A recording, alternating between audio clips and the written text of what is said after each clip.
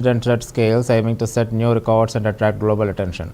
She emphasized that Bathukamma is not just a cultural event but a symbol of Telangana's identity, womanhood, ecological harmony.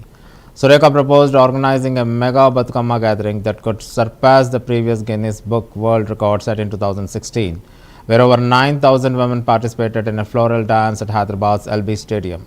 She highlighted the festival's potential to draw international tourists, especially when showcased through a vibrant visuals, traditional music, and community participation.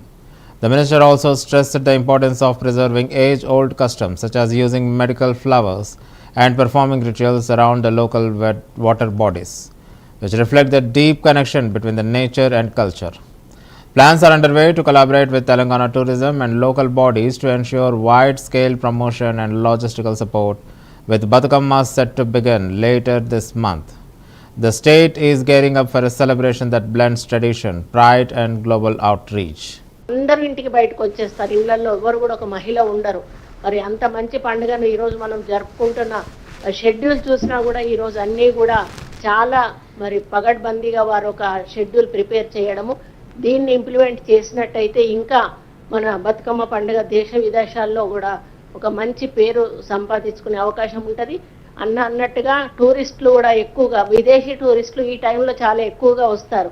మరి వాళ్ళను కూడా ఆకర్షించిన వాళ్ళం అవుతాము. కాబట్టి మరి ఈ పండుగను మేమంతా కూడా కలిసికట్టుగా ముందుకు తీసుకెళ్ళి విజయవంతం చేస్తామని చెప్పి కూడా అందులో గిన్నిస్ బుక్ ఆఫ్ రికార్డు కూడా చేయడానికి వారు ఒక ప్లాన్ కూడా చేశారు. అది కూడా సక్సెస్ అయ్యే విధంగా మేము సహకరిస్తామని తెలియజేసుకుంటూ సెలవు తీసుకుంటాం. Panchayati Raj and Rural Development Minister Sitaka addressed a press meet at the Telangana Secretariat, emphasizing the cultural and ecological significance of the upcoming Bathukamma festival. She urged its citizens to uphold the legacy of the centuries-old celebrations, which symbolizes Telangana's deep-rooted connection with nature.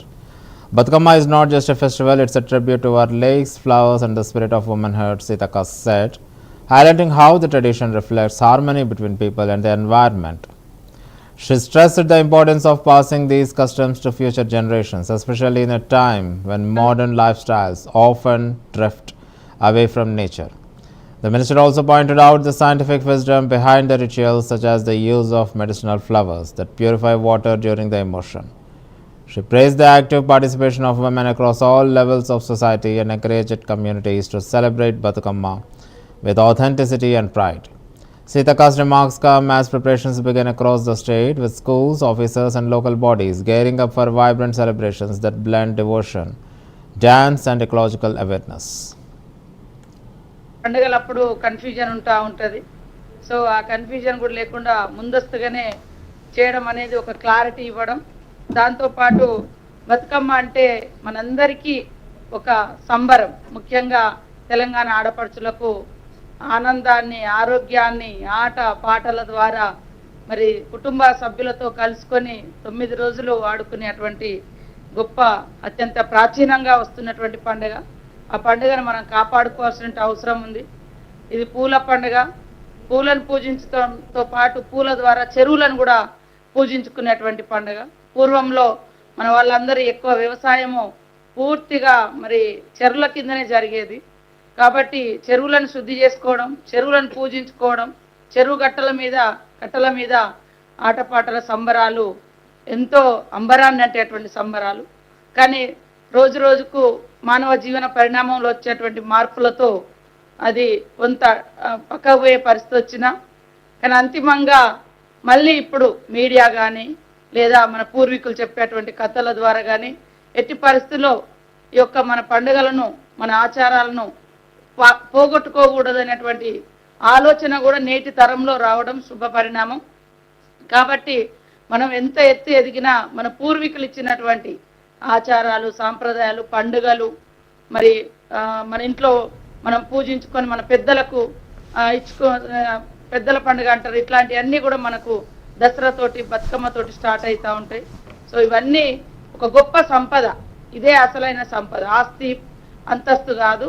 ఈ ఆట పాట, సంస్కృతి, సాంప్రదాయాలు, మన పూర్వీకులు మనకిచ్చినటువంటి వారసత్వ సంపద ఏదైనా ఉందంటే ఈ బతుకమ్మల పండుగ మనకు అత్యంత ముఖ్యమైనది. కాబట్టి ఈరోజు ఒక కొత్తదనంలో, అంటే ఒక దిక్కు కాపాడాలి, సేమ్ టైంలో ఇంటర్నేషనల్ వైడ్గా కూడా మన సంస్కృతి మన మన గొప్పతనం పూలను పూజించే పండుగ యొక్క బతుకమ్మ యొక్క విశిష్టతను తెలియజేయడం కోసం ఈ యొక్క కార్యక్రమాన్ని ప్రకటించడం జరిగింది. చాలా సంతోషం. ఇవాళ మనం ఊర్లలో కాలినడక మీద మరి చెరువుల గట్ల కాడ చేసుకుంటాం, కానీ ఫ్లైట్లలో ఉండేటోళ్ళు కూడా మన బతుకమ్మ ఫెస్టివల్ గురించి తెలుసుకుని